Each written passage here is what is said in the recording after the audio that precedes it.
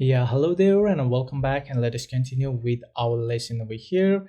And this is the Flutter Clean Architecture with the Riverpod project over here. We will be building a Flutter application using the Clean Architecture with the Flutter Riverpod over here.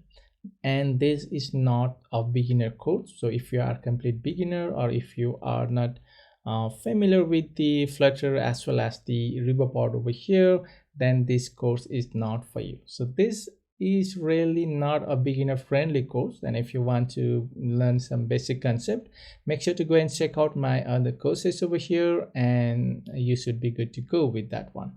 But for this particular course, it is required to have some Flutter development experience, maybe a 6 months, 1 year, or even more than that would be good. And also the Riverpod, or the knowledge of the Riverpod is required. And if you are not sure about how to use the Flutter Riverpod, make sure to go and check out my course on that one. I have a full course regarding the Flutter Riverpod as well. And that's just the thing that you have to know about this. That is the prerequisite for this particular course.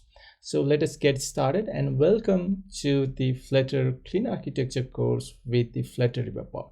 So let's meet up in the next one. Till then, have a great day.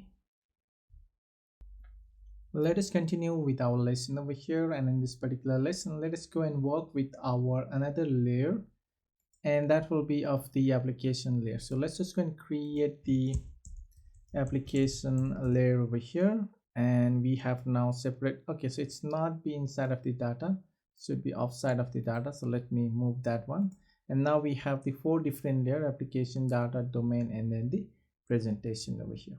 So let's go to the application, and let's just go and create the new file that will be of the I, and then the sign up, right?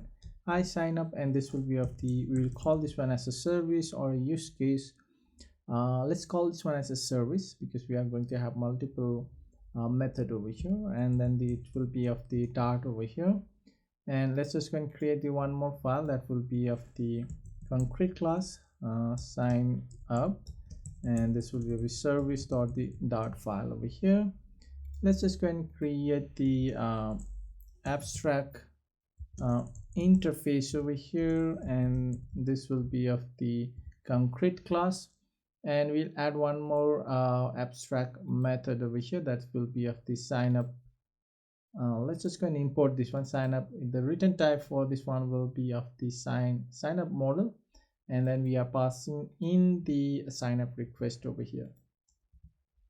And let's go back to the concrete class that we need to create. I'll create our final class over here because I don't want to go and extend this particular class, or I want to prevent the extension of this particular class. So let's just go and say this is of the sign up, right? And this will be of the service over here, and not sorry for that, it should be of the final class over here. Sign up service, and it's going to implement from our I sign up service over here. So this is going to import that, and now I need to go and override this one. So we have one method to be overridden, and I need a one that will be of the I sign up repository is the dependency that I require over here. And let's just go and create the constructor for this one. So sign up service over here, and let's just go and create the constructor for this one. We require the dependency of the sign up repository, and for this one, let's just go and create the provider itself, and then the sign up provider, and I'll just go and import this one, which is a Flutter report. This will be of the sign up service over here, sign up service provider.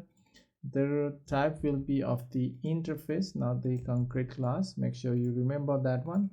And the return type will be of the concrete class, and now we need to provide the dependency of the repository over here. So I'll just go and say final, and this will be a sign up repository, and I guess we have created this already.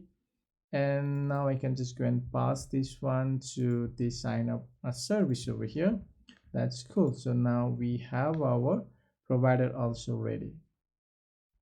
And here I'll just go and make use of the simple try catch block over here.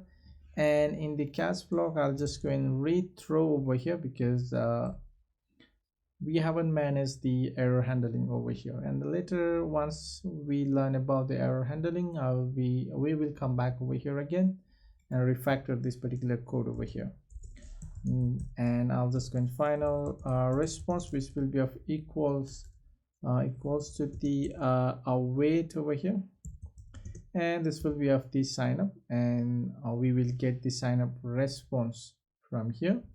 And now if you can remember, previously we have created one more interface that is of the sign up mapper, I guess, sign up model mapper, or you can call sign up response mapper or sign up mapper depending on your requirement. And I need to make this one as a asynchronous call over here, and I need to override the one method over here. So let's just go and override. So we need to provide that. So let's say final, and this will be of the model over here, and I need to go and map this one and provide the response, and I can just go and return the model from here. That should fix that. And now from here, what I need to do is I need to final extract the user. I guess we have the user over here, USER user, which will be of equals to the data dot the user. I guess it should be of the data dot the user. So the response has the data, and I guess I'll just call this one as the response. That will be much more naming convention, otherwise we have a two data. That is a bit confusing over there. And from here I'm going to return a sign up model, and I need to just go and return the name, email, and then the other one is, I guess, each authenticated or something, right? So each, okay, so each sign of success. And the default one, I'll just give it as a true for now, otherwise we can just go and check if the user is not null. So that should be, I guess, good enough. And now we have the provider as well, and now we have created our application layer. And don't worry about the different 4 layers that we have created. I will try to explain you in the once we complete all of the sign up the feature over here. We still have left something in the presentation, like maintaining our state management, all of those. And once we complete that, I will try to explain you again each of these particular layer and how does it work over here. That is the layer architecture that we are implementing. And if you want to learn more about it, and if you want to go deeper on the clean architecture, I would recommend you to sign up for one of my course, which is of the Flutter Masterclass 1, where you will learn about all of the required the principle like clean architecture, OP, solid principles, and all of the stuff that is required to understand the clean architecture more clearly and to implement it in your application. So make sure to go and check out this particular course, which is of the Flutter Masterclass -1 over here. So I guess that's all for this particular lesson, and we will meet up in the next one. Till then, have a great day.